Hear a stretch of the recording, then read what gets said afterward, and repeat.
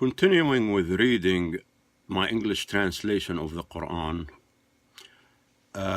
chapter 02, the account of the Heifer of Israel. Today I will read verses 187 to 195. At night during the days of the fast, your Lord has now authorized you to engage in the pleasures of physical intimacy with your women, should you wish to do so.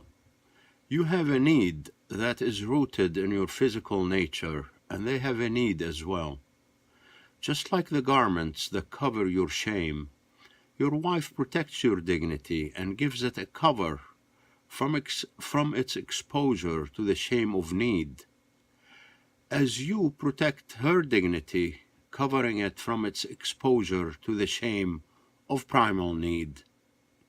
The Lord your God became aware of the matter that you were betraying your own vows of abstinence. He has decided to purge those sins from your souls and to absolve you from your guilt. Now you can go to them and pursue the pleasures that God had written in the book of your physical instinct. You may eat and drink until the crack of dawn. Fasting starts when you can detect the first thread of light breaking through the dead of night. Continue the ritual of abstinence from all physical stimulants and any form of intake until sunset. Do not engage in any acts of physical intimacy with your women when you retreat to the mosques. The Lord our God had set up his limits around the mosque, and he had drawn his red lines, so do not cross them. God Allah, the same one Spirit of all things in creation, provides detailed explanations of his verses and the methods to implement his principles. He wants people to learn how to restrain their urges, to minimize the soul's sinful, self-abusive behavior. Do not lie, steal, and cheat to deprive people of their honest earned money. Cursed will be the money you will earn through deception and fraud. Do not offer your money to judges and public officials, so you can receive a portion of the public funds under their control. If you are caught breaking this law, you will face criminal prosecution if it is proven that you had a premeditated intention to embezzle public funds. They had asked for your input regarding the lunar cycle. In this manner you shall say, the cycle can be used to calculate time and to create a calendar for all occasions, such as scheduling the date of the pilgrimage.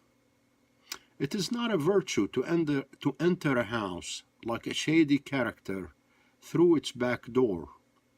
A virtue is when you refrain from encroaching on the inviolable privacy of others.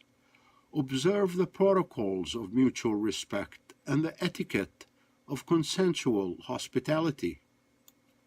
Enter a man's house in a transparent, straightforward manner by knocking on his front door. Respect a person's home, its sanctity, and his enshrined right to privacy. Do not barge into the private space of other people without taking their permission. Do not provoke God's anger in these matters, and be sensitive to what is right so you can succeed. You have to defend yourselves and confront that enemy who is attacking you over the cause of your Lord, Allah, the Spirit of common good. But do not initiate any sort of aggression and turn into an aggressor. God, the Spirit of goodness for all, Allah, has no love for an impudent aggressor.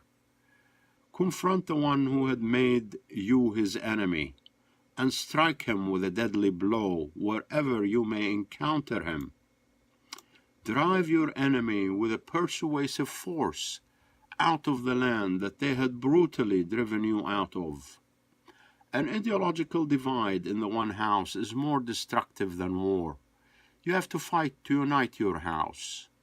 Do not engage them in battle at the sanctuary mosque unless they attacked you first. If they choose to attack you on the holy grounds, kill them. Such a punishment is justified for the crime committed by those recalcitrant rogues who had adamantly opposed God's high authority and his laws of equity. If they decide to put an end to their war and cease all hostilities, they will find the Lord, the Spirit of compassion in all creation, receptive to peace.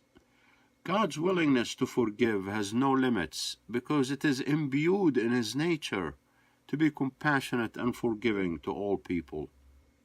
Maintain the use of force against them to prevent a permanent ideological split in the human house, and to establish a nation where the worship of the one God is raised in stature as the highest authority in the land. If they end their hostile campaigns, you will end yours. After that, you would only have to pursue the rogue opponents of the rule of law, fight their regimes of repression, and proactively attack the cruel oppressors of the light. A truce should be observed in the month of war prohibition. It should be honored by them the same way we would have to honor it. Violators of the truce from both sides will be equally punished. If they attack you during that month, strike back with a proportionate force. Respond with an equal measure of power. Do not provoke God's anger in your response. You should know that God, the Spirit of fairness in all human beings, is on the side of people that align themselves with his temperament. They avoid the fire of his anger by exercising self-discipline and resisting the temptations of self-indulgence. Invest your money in the cause of promoting God's agenda and spend it in strengthening the institutions of unity in your community. Do not let the dealings of your own hands lead to your demise. Do not squander your energy and wealth on schemes destined for failure. Set your sights on new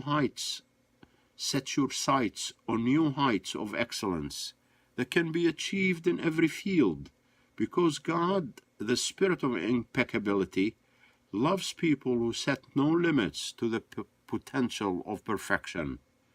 There is no perfecting to the improvement of the human self.